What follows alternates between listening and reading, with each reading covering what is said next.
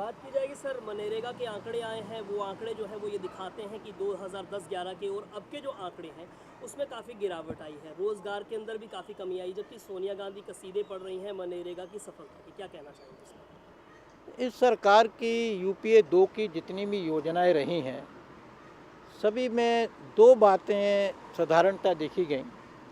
एक तो वो भ्रष्टाचार से ग्रस्त है और दूसरा निकम्मापन, इनएफिशिएंसी।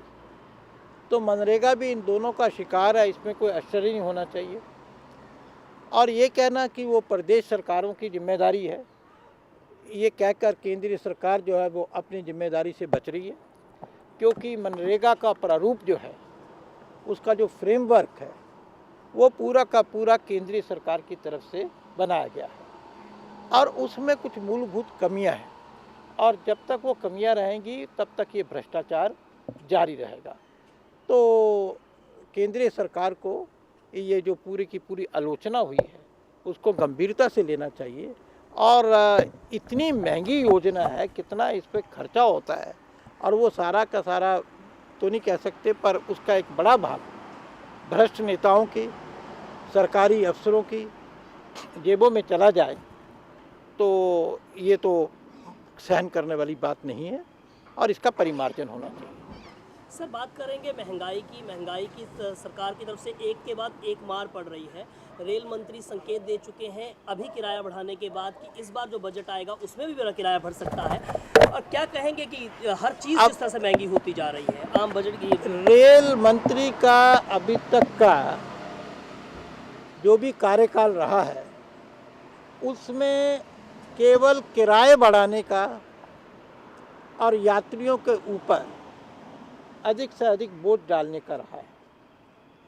स्टेशंस के ऊपर सुविधा बढ़ाना, रेलवे की कार्य क्षमता को बढ़ाना और जो मुसाफिर हैं, यात्री हैं, उनकी सुविधाओं की चिंता करना, ये रेल मंत्री का एजेंडा बिल्कुल नहीं लगता है। अगर साथ में सेवाओं में सुधार हो और आपको अगर अच्छी सेवा मिले तो शायद लोगों को थोड़ा अधिक पैसा खर्च करने में दिक्कत ना हो। परंतु पिछले 10 सालों में रेलवे की सेवाओं में निरंतर गिरावट आई है और उसके साथ साथ अब तो किराए भी बढ़ने शुरू हो गए हैं और ये जन विरोधी कदम है और जनता इसको सहन नहीं करेगी। सर, क्या माना जाए कि इस कुंभ के में जो है संत समाज जिस तरह से वहाँ पर मांग उठेगी, नरेंद्र मोदी जी के जिस तरह से लोकप्रियता बढ़ रही है, तो माना जाए कि इसके बाद एक औपचारिक घोषणा जो है वो नरेंद्र मोदी को प्रधानमंत्री पद का उम्मीदवार बनाने की हो सकती है? इस देश में हर नागरिक को अपनी बात कहने का अधिकार है। कौन प्रधानमंत्री होना चाहिए, नहीं होना चाहिए, ये हम में से कोई भी कह सकता है। और कुंभ का मेला लग रहा है प्रयागराज में, लाखों करोड़ लोग इकट्ठे हो रहे हैं और उसमें अगर संत समाज, साधु समाज अपनी बात कहता है तो किसी को आपत्ति नहीं होना चाहिए।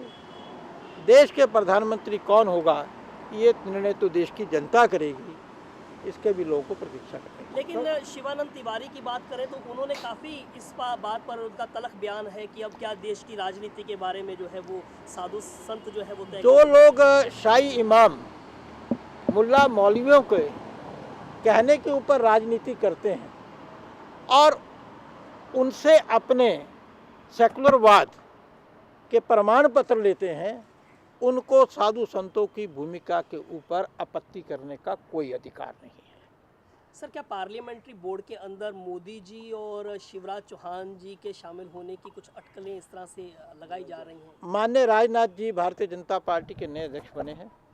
स्वाभाविक रूप से वो अपनी टीम बनाएंगे जिसमें नए और पुराने चेहरों का मिश्रण होगा और हम सबको बड़ी उम्मीद है कि जितने भी निकाय बनेंगी, चाहे वो कार्य समिति होगी, पार्लियामेंट्री बोर्ड होगा, उसमें नए पुराने चेहरे भी होंगे, कुछ नए चेहरे भी होंगे और पार्टी उससे मजबूत होकर निकलेगी।